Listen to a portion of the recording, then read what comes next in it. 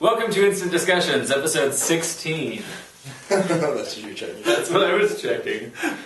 Today we are discussing Chinatown. Mm-hmm. Yes, the Roman Polanski. Yeah, you could tell. This what He really showed at the end, didn't he puts a little bit of himself in the film, doesn't Yeah. he? Well, literally and also figuratively. So, Steffan, this was your last minute pick last week. I know it wasn't a last minute pick as much as a last minute change. It switched to this I pick did have a because we pick lined realized. up. I just wanted this one more. As soon as we realized that just got added to Instant Watch, you had to do it. Yeah. So, why this? It's a class. It's amazing. That's It's why an amazing classic for me. It's amazing. LA noir classic. I know some people don't like Jack Nicholson, But this is early Jack Nicholson too. Yeah. I mean, not the earliest of Jack Nicholson, like going to Little Shop of Horrors or whatever. Right. But this is before he's a caricature of himself. There's a lot of like movie things. There's a lot of things they use in here that are really interesting, and I like to see in films more than not. Like at least being used and played with. It's one of those movies that other filmmakers become inspired by, and you see a lot of them take from it. And in the same way, some people would take elements of it and kind of perfect upon those a bit. And I think this was also one of the first color film noirs. Could be. I'm pretty sure. Could be. Pretty sure. One of the first, if not the first. It's the... When did the colories come out? Well, I know Color is 1939 with... then I might be totally wrong. Well, but I don't know if I'm probably totally wrong. the film noir were still like that, because they still did black and white films for a while. That was just the first with Technicolor in it. Did it really take them 35 years though? I think you're wrong, probably. You probably... It's from 1974. I mean, yeah, you have to think look so. it up. Years, But It's a lot of work. yeah. First color film. Um, Finding this. there is a sequel? Is there really? What? I don't see really where you could go with that. It's probably All right, more I probably don't know about this for a reason. I probably don't know about Jakes. But it's directed by and starring Jack Nicholson. Directed by Jack Nicholson. Yeah, it's called The Two Jakes. Alright, I don't want to read anything about that. Now I just gotta find that. Yeah. That's interesting. Now, yeah, that's probably a reason why we don't know about that film from 1990. The sequel to the 1974 Chinatown. Now, Chinatown. I had watched it...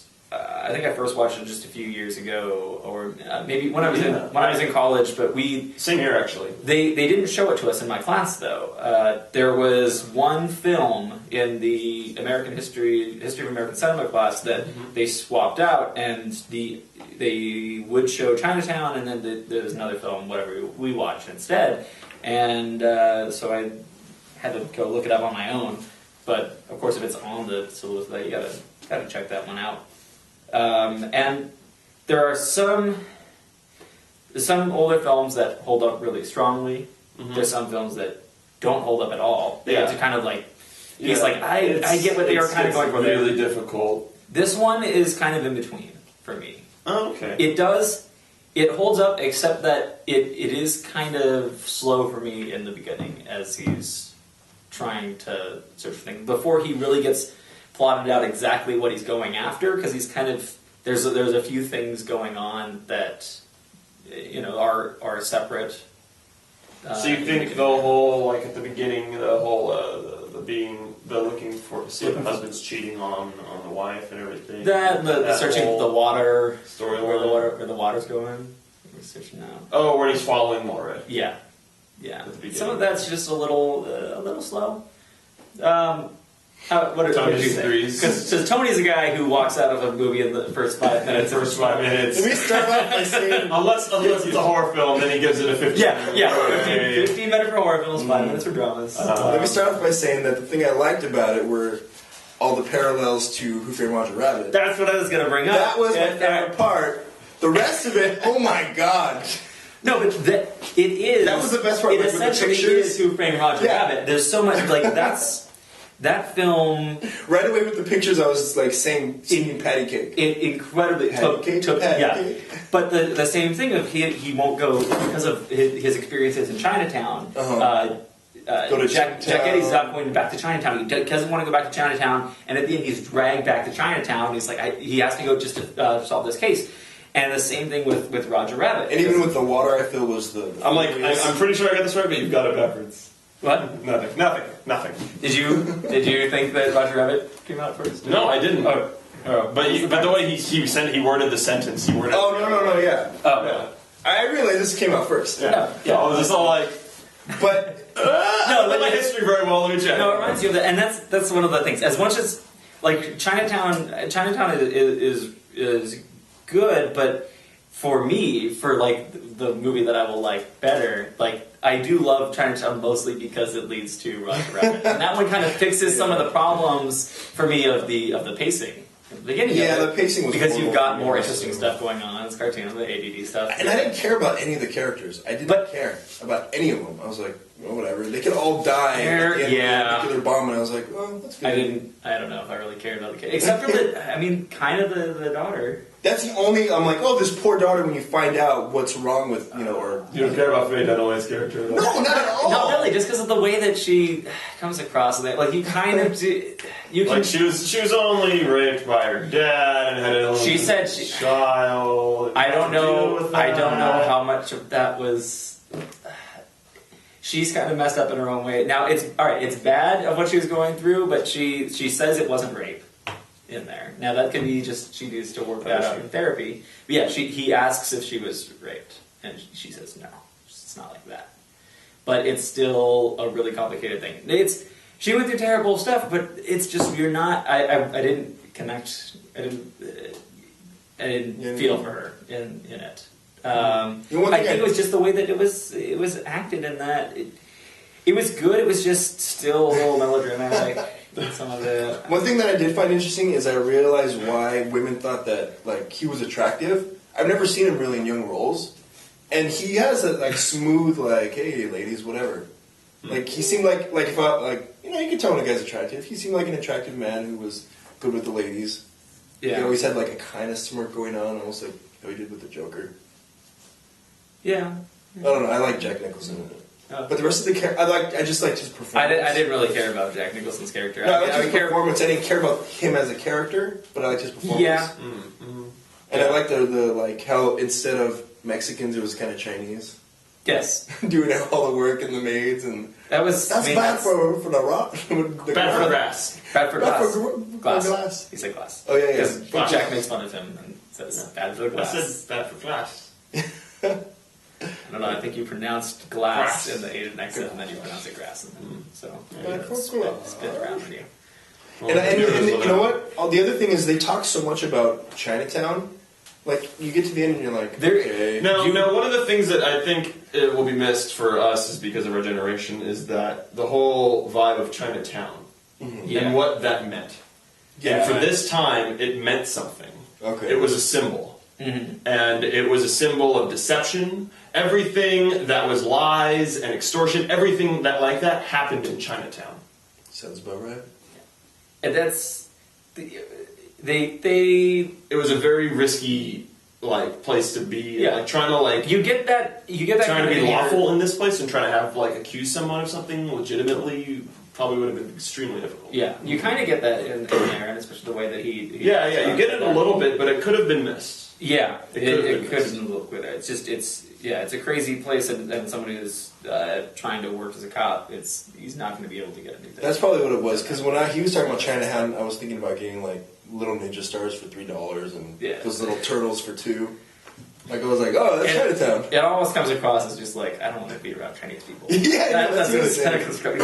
There's a lot of anti-Chinese that's sentiment in this. Well, then that's why the famous line, and you'll hear this. You'll probably hear, maybe you've heard someone quote this. Is, "Forget it, Jake. It's Chinatown." I quote it all the time. Although when I quote it yes better. Yes. Than he says it there. Forget it, Jake. It's Chinatown. What? I always remember it so much stronger than it is in there. That's because it was a powerful, it was the powerful line, and the guy just delivered it so poorly. But it was still powerful. It still had the power. Yeah, it had it. It had it. Whether or not it was delivered poorly. I think when you first watch it, if you're so caught up in everything that's just happened, then you just get that one. I just imagine I love it at the end of Braveheart, he's just like, freedom. The way you explain that? Freedom. Yeah. They can take our lives, but they'll take our freedom. Yeah. They will never take our freedom. Yeah. You know what, I did like the ending, though. I was surprised how much I liked the ending. That last 15 minutes. Oh, yeah. It's really solid. Yeah. I wish it was like... But you need that build-up. You need... No, not like that. The rising action was like that. And then it was, like 2 hours? It was over 2 hours, right? It was very long. Yeah. You weren't getting, drawn into all these clues and all these shady people and trying to... No, they got to the orange grove and, who are these people? It takes a while to get caught up in that stuff until you, still about, I don't know, 10, 20 minutes before the end. Because that last 15 there's little things... Right, when he first talks to her father, talks to the father, you start to get... That's an interesting scene. Yeah, it's an interesting scene because you start to get a little bit from him and the way that he says, "Oh, my daughter's a jealous girl." It's like, can you get that in there? He talks about her in an odd way. I thought that. Plus, you get the sense of you get all those reactions and that they were purposely trying to capture on film. Clearly. Mm-hmm. Of it's oh yeah, you guys got in an argument over at the Pig and Whistle, and he's going and they're it's those kinds of reactions that they're clearly so it's trying to show that there's something going on there for him and yeah. That's one of the things I like too when they were talking about L.A. It was just oh, I know that place. Oh, I know that place. And it's funny, those. I thought it was funny. That's what he likes about it. I know that place. And I make a movie. How those houses are associated kind of in there as nice house or whatever. Uh-huh. And now I associate with ghetto, going back to Cholos. I know I talk about Cholos a lot. But when I go to East LA and it's the ghetto houses, those are the ghetto houses now. Those used to be the nice houses. Yeah, it's really weird. That style, the tiles, and everything. Yeah. But it's also, yeah, just like that. Now you forget. That's a lot of things that aren't appreciated, don't like about this film.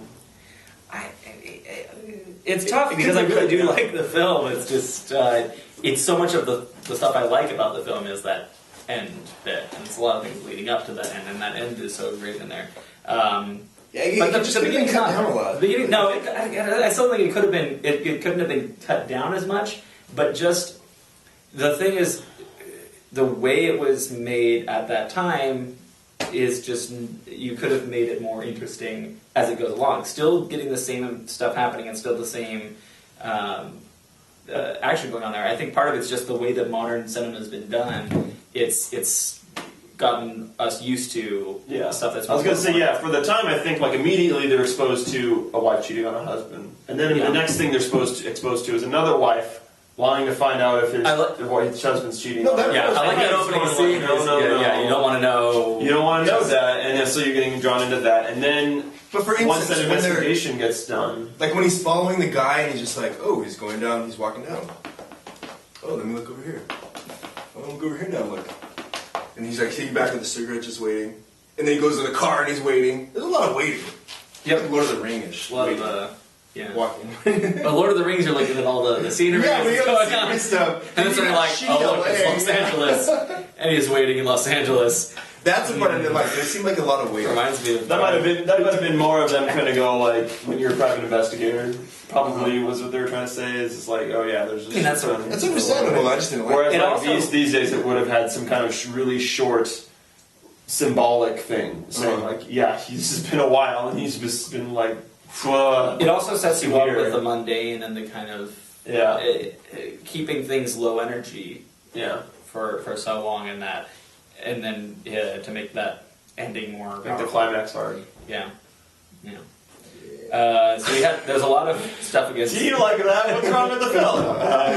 There's a lot of stuff against Chinese. There's that line against the Jews in there. So.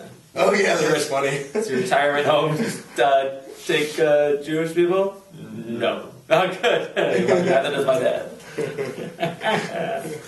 Shit. What are you, screwing like a Chinaman?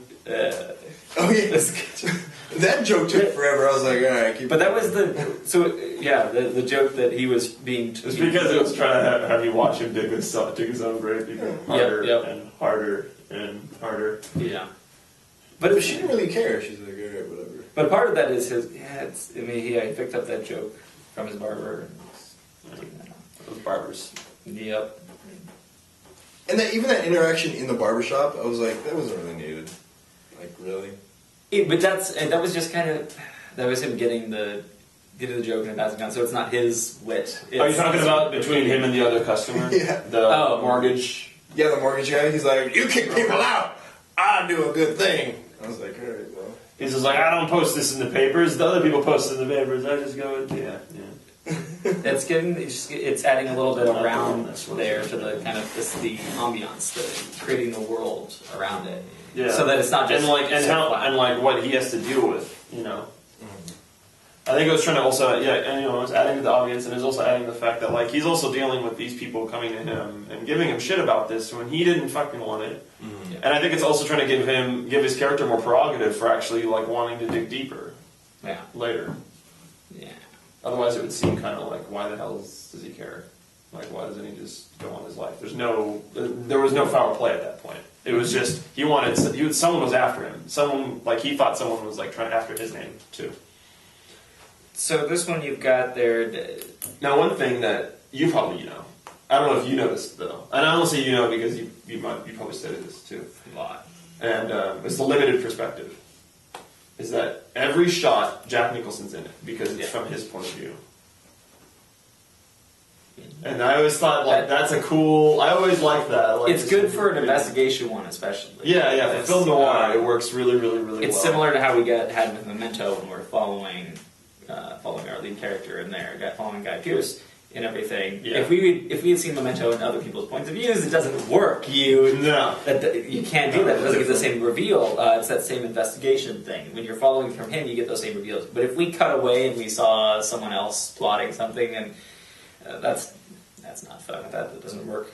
Well, I'm trying to remember now for Roger Rabbit if it stays with. Or how much it's that one dude. Oh, if it stays with the guy? Yeah. Because I've been thinking. Man, I need to watch it. I really think it does. I'm trying to think if there's a scene with, just Roger. Wait. I think there might be.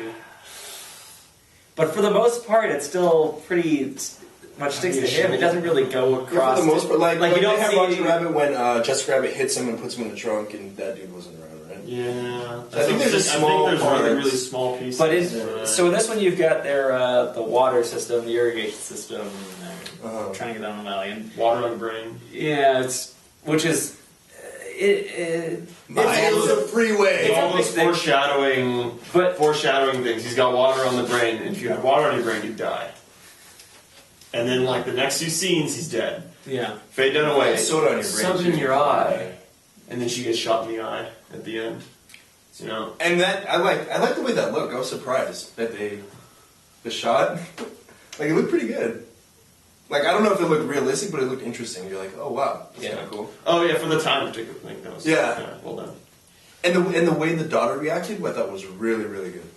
Oh man, it was insane. And whatever it was to my girlfriend, I was like, oh Lord, and I put over her eyes. She always went to that's a horrible thing to do to someone. Oh Lord. The other thing that I left with this was I was thinking, okay, so what happened to this poor daughter whose mom got raped, and that's the granddaughter? It looked like she got taken away. Yeah, I was like, oh god, repeat. That's what I'm saying. Maybe that's what part 2's about. Yeah. So and Jake comes back. Yeah. Gatling guns. Yeah. I was about to do something, but I can't. Yes. So yeah, Polanski, who played the man with the knife. Kitty cat? Oh, that was him? Yeah, he's the midget with the slicing the nose. Midget joke. Yeah. Yes. He's a short man, I believe. Right? Isn't he? How tall is this man? He was on his knees. You know what's funny? It doesn't say it in here. Yeah, like Gimli, he was on his knees. I wonder if he just doesn't want to say how tall he is on his Wikipedia. Yeah. Probably doesn't care about the Wikipedia page. Anyway. There's other stuff. Yeah, there's other stuff. You know, he's only done a bunch of really popular films. Yeah. And then the mild rape. Just a sprinkle of rape. Yeah. You know? I get As Whoopi would say, is a real rape. that. I wonder if there's I something mean, in would you that. not eat the ice cream if there's a sprinkle of like... I wonder if there's something in that in it with horrible. because of Roman Polanski and how he is when he talked that scene where when Faye Dunaway says she wasn't raped. Oh, that's with her true. father, maybe that's some of Roman Polanski saying, "Oh no, it's the." Well, what's it the girl who was sexual recently that. raped and she was an actress and her dad was a movie star? It was the daughter of the guy from the Mamas and the Papas. Yeah. She said the same thing. She said I wasn't raped; it was consensual. Yeah, she said it's consensual. But when you're like, that it's- young, it kind of messes with, I guess, your head. So just no sex for young people is probably the best. Yeah, I mean, if you're barely getting pubes, maybe you shouldn't have sex with 35-year-olds or whatever. Biologically, it's just whenever you get pubes. No, biologically, you should have sex right when you're ready to sprout. I mean, evolutionary I think she speaking, was- thousands of I think years she ago. was- I'm not going to... Well, I think she was 15 years old in the film, and Polanski had relations with a 13-year-old girl, Yeah. and then left. No, I'm just messing. Well, so what I'm wondering, because I was saying when I was saying I didn't feel, not that the situation that Faye Dunaway's character was in was something that you would feel for, but I'm saying the way it was portrayed in there, the way I picked it up from her in there, I think it could be because of Roman Polanski's point of view, and because he's not putting it across as her being a victim in that way. I think the circumstances that it led to, with her having that daughter, then in that way, I don't know. There's something in there that that could be Because she's a liar. Oh, you know what scene I didn't like at the end? What? Was the mother, daughter. That's a classic scene. That's, again, another scene where, like, in the same way that the Forget It during its Chinatown, that one was way under-delivered. The daughter and sister thing was way over-delivered.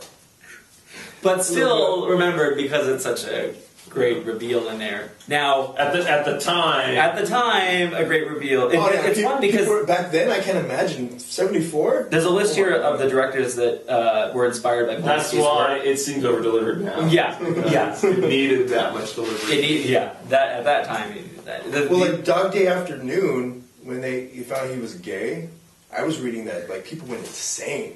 They're like, "Oh my god, he was having sex with a man." Yeah, so at the time it's different. I'm sure people were like going like crazy. So the directors that Nowadays. say they were inspired by his films, just looking at their works too, but Coen Brothers, Wes Anderson, David Fincher, what? Darren Aronofsky, and of course Park Chan-wook. Who's that? Chan-wook Park, director of Old Boy. Ah. And I wanted to mention it when we were talking about Old Boy too at the time, but when we were talking about Old Boy, that was reminding me a lot of Chinatown. Yeah. Just give me some. Where's that? Yeah, West Craven. Oh, we need I can't to. really see. They can look forward to. I'm hoping to do an extra bonus episode when the new Old Boy. Yeah, when the Old Boy comes out. But it's. I think the way they handled the reveals in Old Boy, you see where he took from Polanski and saw how Polanski did it, but that's a much more modern version of it, and I think they built it a lot better in there. But the thing is that you need Chinatown to be that inspiration for all the movies that have followed, that have been inspired by it. I mean, it was very, very film noir or whatever. It's like they had little boxes. Check. Just went all the way down. That's how you do film noir. Yeah. Yes, you gotta do that. That's kind of like that. Dramatic lighting. I like that after he got the. It's not black and white though. No, That's just racist. still dramatic lighting in there. But he gets after he gets the nose sliced, he's still got the bandage on for a while after that, and then once the bandage goes up, he's still got the cut on there, and it's like. That was one thing that I didn't like. That scene in particular, and it bothered me because it just took me out. Like, and it took me out the very first time I watched it, and I just went, ah. Why? The nose cutting scene? No. Or which scene? When they take the bandage off. He asks, "Do you have any hydrogen peroxide?" Then they take the bandage off, and she's treating him. Mm-hmm. You ever put hydrogen peroxide on a wound? I do all the time. But this is Jay Geddes. Yeah, I can do it without freaking out. No, not pain. It foams white. Oh yeah, foams white. Yeah. And that bothered me, even though it was the tiniest detail. But it's something that. How dare they not have real blood? So when you put the hydrogen peroxide on, you won't even need blood. No, they just didn't use hydrogen peroxide because it foams white because of germs. You just need to have like some. You need other organic stuff. I mean, they could have used like it would have been easy. Strawberry juice. It might have yeah. No, that's a valid point, and I think on that's not that valid. Out of all that, he's like, this is the thing. But it immediately took me out, and it was something that was so simple, that was so easily fixed. 99 cents. Follow hydrogen peroxide. Put some like dirt right there. It's not like he's actually cut. Whatever, it's easy. He could have cut himself. It's a method actor. It's not like Daniel Day-Lewis. Comparable. It's not at all comparable. All right, so there's there's a background story in here on the Wikipedia page. It's kind of interesting and relevant for the current box office weekend. That in 1971, producer Robert Evans originally offered the writer of Chinatown $175,000 to write a screenplay for The Great Gatsby, but he felt that he couldn't write anything better than the original novel. He said the novel's already too good, so he wrote his own story, Chinatown. So that's how it came about. But so kind of relevant to current box office release with the release this weekend of The Great Gatsby, which is an interesting thing for a writer of a movie when you want to adapt a screenplay of a book. If you adapt, say, Life of Pi, and you're adapting for that, you're still gonna. Are you gonna remember the screenwriter from Life of Pi as much as you would remember Only? Yeah, remember some, but yeah, it's like the screenwriter. If you can write an original story, it's gonna be better. Because no matter how good you do with writing with Great Gatsby, people are gonna remember the book of that, or the book of Life of Pi. They remember the book as a story. Tarantino, who won Best Original Screen. Exactly. Yeah. So that's why you go with when you make the original story like Django, and you're gonna get it'll be better than that because it's really tough for anyone to improve upon a great book. So that's kind of an interesting thing with there. I thought. Yes.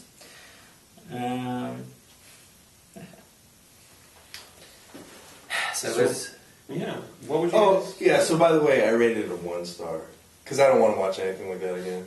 I really don't. It's not interesting at all. Do you not like film noir? Not really, unless it's in anime form. And there's other see crazy things like stuff. what is it? LA Confidential. Yeah, LA Confidential. I don't think I've seen that. What about Sin City? Oh well, yeah. Who Framed Roger Rabbit? Yeah, well, that's spoofing. It's not spoofing. That is homage. Okay, it's borderline, I think. They understand spoof there. Yeah, spoof is like Blazing Saddles. Scary Movie. Well, yeah. Blazing Saddles. Yeah, Blazing Saddles. That's a spoof. I would still homage. Roger Rabbit's. It's kind of spoofy. Spaceballs. Well, that's 100%. So this. That's a spoof. Yeah, that's 100%. I think Netflix recommended this to me at I think Netflix recommended this to me at about 4.5. Oh really? Yeah, I'd say a 4. Again, because it's got everything there for its time. I would give it a 5. Mm-hmm. Maybe for its time. Yeah, I'd still have to see it at the time to know. Just look at the other movies. Yeah, right? I know. I mean, I have seen Citizen Kane, But I've at that time I would have seen Citizen Kane, but so that they're still better. But it still could have been up there. I haven't seen Star Wars yet, so I'm like thinking of what I hadn't seen Star Wars for like 5 years ago. Well, I'm saying what's come out if it was 1974. If it was 1974, I wouldn't have seen Star Wars yet. I'm one of those weirdos that saw episodes 1, 2, and 3 before 4, 5, 6. That's really weird, Isn't it? Well, that craziness later. I had a friend who did that on purpose. He did that on purpose. I didn't necessarily do it on purpose. Anyway, so what would you give it today? You give it a 5 stars in 1974. What would you give? 3.5. When I was negative 14. Yes, when you were negative 14. Now, what would you give it today? Oh no, everyone knows my age now. When you were 2. So you got a 1 and a 4. I really do like the film, but and according to Netflix, that means 4. I'm like, wait, that makes it easy. I really do like the film. I feel like I'm slightly unjustifiably. I don't know. It's really good, but it's weird. I'd like to say 4, maybe a little higher, but. See, I cannot imagine watching that movie again. After watching it the first time, no way I could watch that movie again. Interesting. Ever. Yeah, Tony. It's not one I've been on a lot, but you and I tend to disagree a lot on the films and scenes. I think that's a good. This is a good. Now, Killer Clowns from Outer Space, on the other hand. I'll watch it this weekend. I'll never watch that. Oh God. So, since you give Chinatown a 1 star, what's going to be your pick now for next week? So, is it going to be the 2 Jakes? What movie am I going to pick?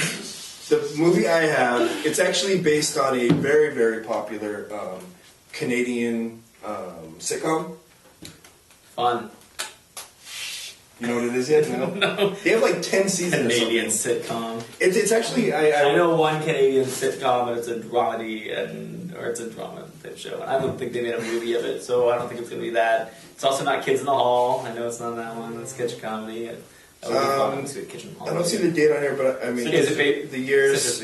Oh yeah, 2006. It's called The Trailer Park Boys, the movie. You know, from 2006. I was meaning to watch something of the Trailer Park Boys. They keep recommending that to me. So there's a movie of the Trailer Park Boys. Yeah, that's actually kind of the best because they have 2 movies and they have like 10 seasons. I go back and like look at all the movies that you've picked and I've picked and like.